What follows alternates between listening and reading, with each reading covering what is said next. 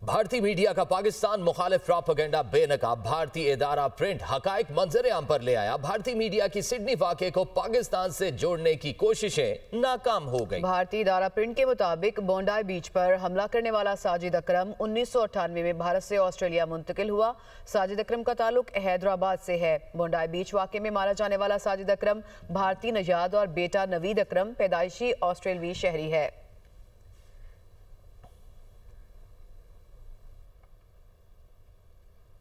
Sydney हमले के मुल्जिमान के हवाले से तेलंगाना पुलिस का रद्द-ए-अमल सामने आ गया है। कहा कि मुल्जिम साजिद अकरम का ताल्लुक हैदराबाद दक्कन से है और सिडनी फायरिंग के मुल्जिम का भारत में अपने ख़ानदान से महदूद राबता था। ऑस्ट्रेलिया मुंतकिल होने के बाद साजिद अकरम ने 6 बार भारत का दौरा किया।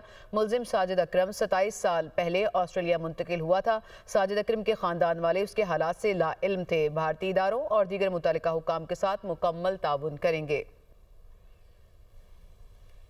ऑस्ट्रेलियाई वज़ीर आज़म एंथनी अल्बानीज़ ने सिडनी बीच हमले के हीरो अहमद अल अहमद की अस्पताल में जाकर इयादत की। ऑस्ट्रेलियाई वज़ीर आज़म ने अहमद अल अहमद को खिराज तहसीन पेश करते हुए कहा कि आपने अपनी जान की परवाह किए बगैर हमलावर से बंदूक छीनी और बेशुमार जिंदगियां बचाई। आप सारे ऑस्ट्रेलिया के हीरो हैं। आपने बुराई का इंसानियत की ताकत से मुकाबला किया।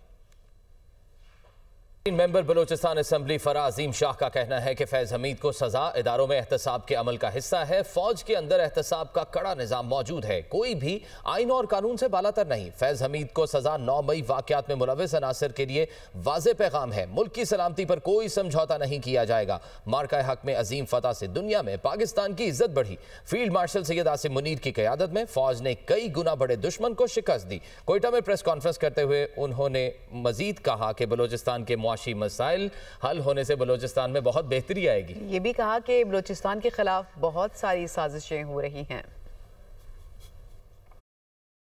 इस तरीके से साबिक lieutenant general retired Faiz Hamid को 14 साल कैद बामुशक्कत की सजा, ये एक ऐसा तारीखी फैसला है जिसने इस अमर को वाज़िया कर दिया कि अब पाकिस्तान में कोई ओहदा, कोई वर्दी या कोई शख्सियत कानून से बालातर नहीं है। और ये फैसला 9 मई और रियासत मुखालिफ अनासिर के लिए एक वाज़िया पैगाम है कि बख्शा कोई भी नहीं जाएगा, चाहे वो जितना भी मजबूत हो, चाहे वो जितना भी ताकतवर हो।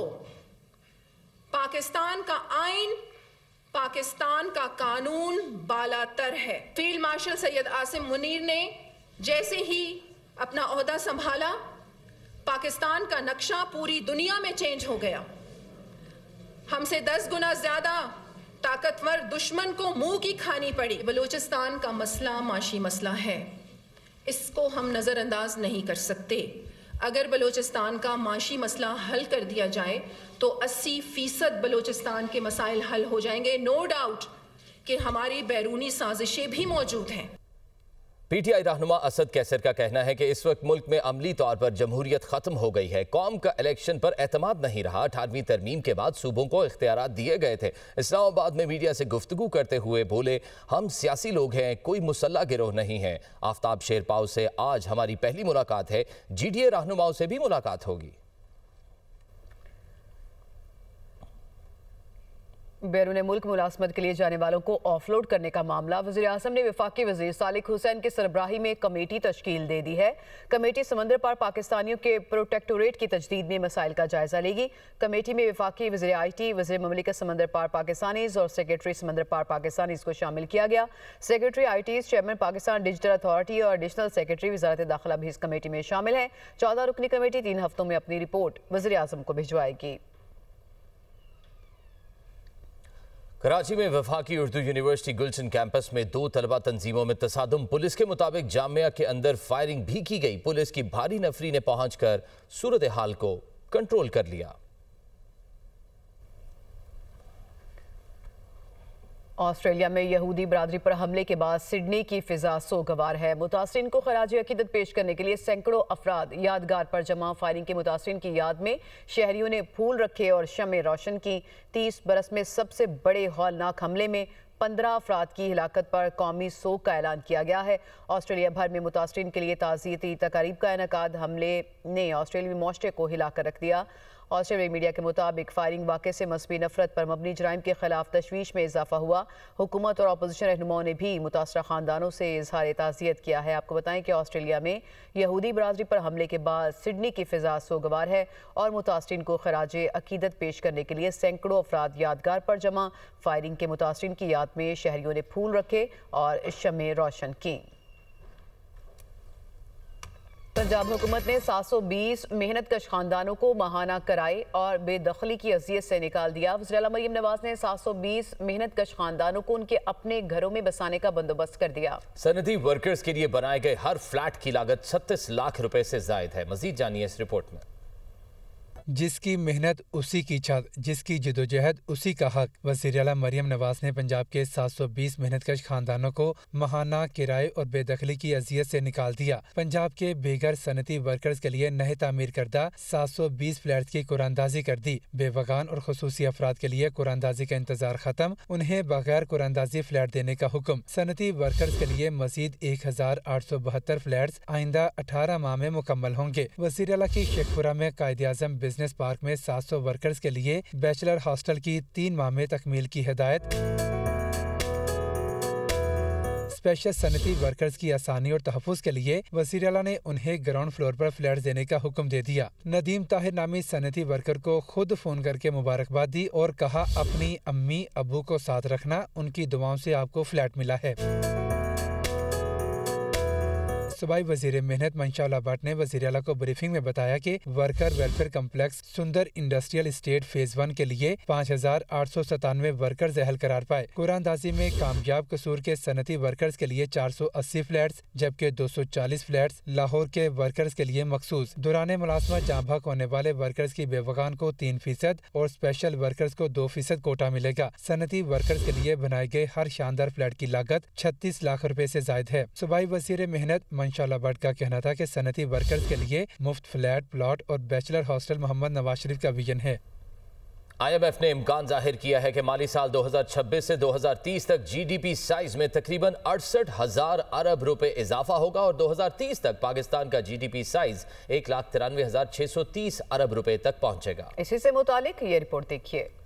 IMF के मुताबिक पाकिस्तान में रवा माली साल के लिए 1,29,517 अरब का GDP साइज का हदफ हासिल नहीं हो सकेगा। FPR 2030 तक भी टैक्स बिल लिहाज GDP की शरह 15% का हदफ हासिल नहीं कर सकेगा। आइंदा माली साल टैक्स बिल लिहाज GDP की शरह 11.2% तक बढ़ सकती है। माली साल 2028 से 2030 तक टैक्स शरह बिल लिहाज GDP का 11.1% तक महदूद रह सकता है। माली साल 2030 तक बजट खसारा में तदरीज कमी के साथ 3.1% रहने का तखमीना लगाया गया है। IMF का कहना है कि खसारा पूरा करने के लिए माली साल 2026 से माली साल 2030 तक 28,000 अरब फाइनेंसिंग दरकार होगी। माली साल के इख्तिताम 2030 तक कम होकर कर्जे बिल लिहाज GDP 60.7% तक महदूद हो सकते हैं।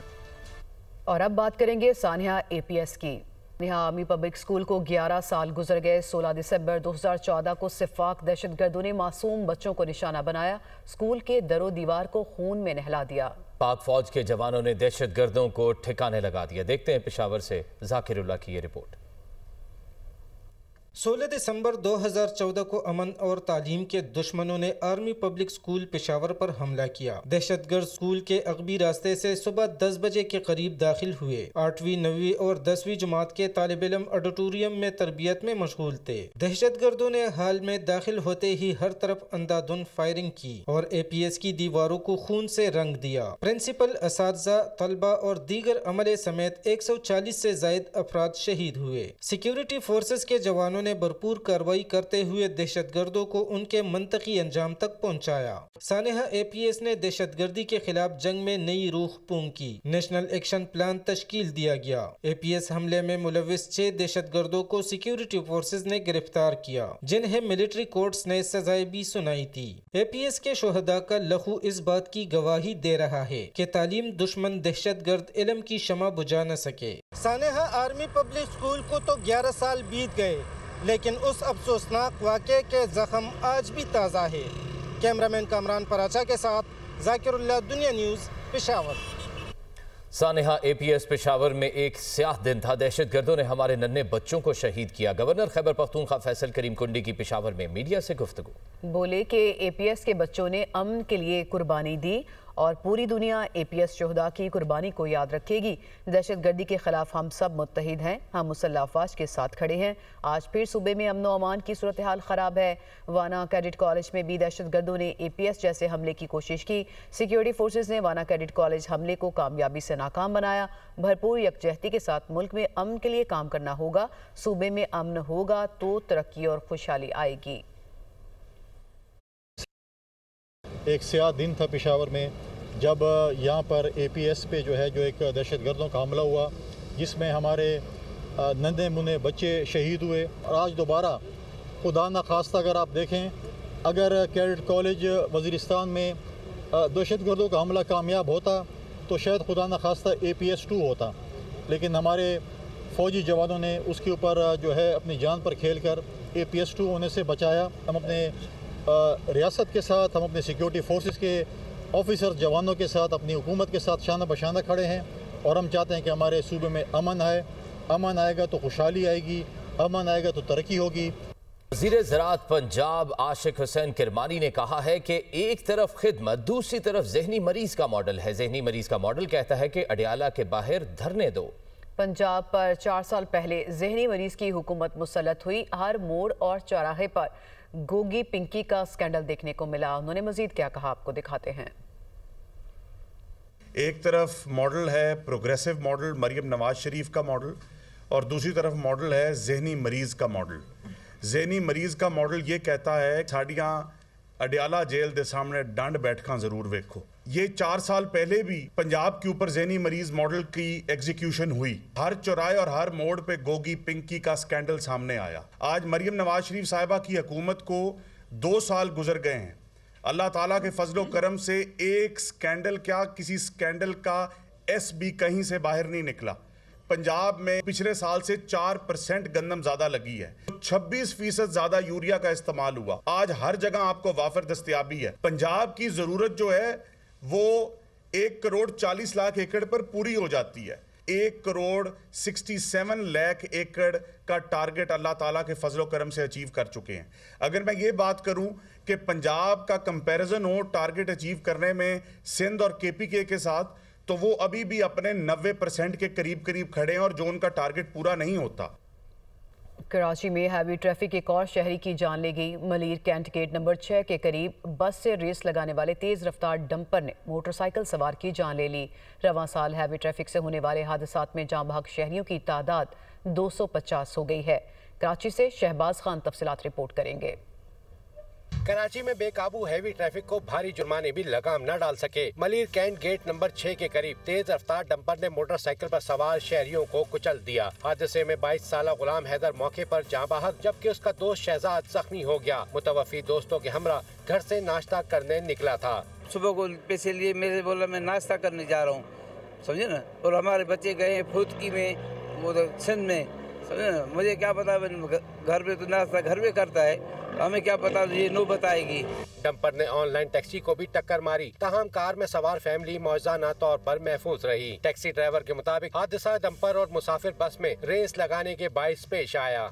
ये ट्रक वाला और बस वाला दोनों आपस में रेस लगा रहे हैं। कोई एक साइड पे जा रहा है, यूं आ रहे हैं, यूं आ रहे हैं, यूं आ रहे हैं, रास्ता दे ही नहीं रहे बिल्कुल।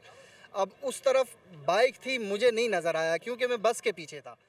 तो जैसे ही मुझे रास्ता मिला मैं ओवरटेक किया, मैंने गाड़ी आगे निकालने के लिए, तो बस के सेंटर में पहुंचाऊंगा, बस वाले ने एकदम यूं कट मारा, दबा दिया मुझे फुल। बल्कि गाड़ी उसने उठा के इधर ब्लॉक अगर नहीं होते तो गाड़ी पलट जाती उस साइड पे, हम लोग भी मर सकते थे। हादसे के बाद ड्राइवर मौके से फरार हो गया। तमाम पुलिस ने क्लीनर को हिरासत में ले लिया और डंपर को तहवील में लेकर थाने मुंतकिल कर दिया। रवां साल सिर्फ डंपर से ही होने वाले हादसात में 45 अफराद जान से गए, जबकि मजमुई तौर पर हैवी ट्रैफिक से जाँ भाग शहरियों की तादाद 250 हो गई है। गजा में शदीद सर्दी और बारिश के बायस बेघर फलस्तीनियों की मुश्किलात में इजाफा हो गया। तूफानी हवाओं से फलस्तीनियों के खैमे उखड़ गए। बारिश का पानी खैमों में दाखिल होने से हालात मजीद बदतर हो गए। अरब मीडिया के मुताबिक बारिश के पानी से एम्बुलेंस और गाड़ियां तबाहाल सड़कों पर फंस गईं। अल-शिफा हॉस्पिटल की छतों से पानी टपकने लगा। ज़ेरे इलाज मरीजों की मुश्किलात बढ़ गई। इसराइली नाकाबंदी के बायस गजा में बुनियादी ज़रूरियात की शदीद किल्लत है। अरब मीडिया के मुताबिक इसराइली हमलों और सर्दी से गजा में मजीद 14 फलस्तीनी जान की बाजी हार गए। मकबूजा मगरबी किनारे के कस्बे अल राम में इसराइली फायरिंग से नौजवान जख्मी हो गया।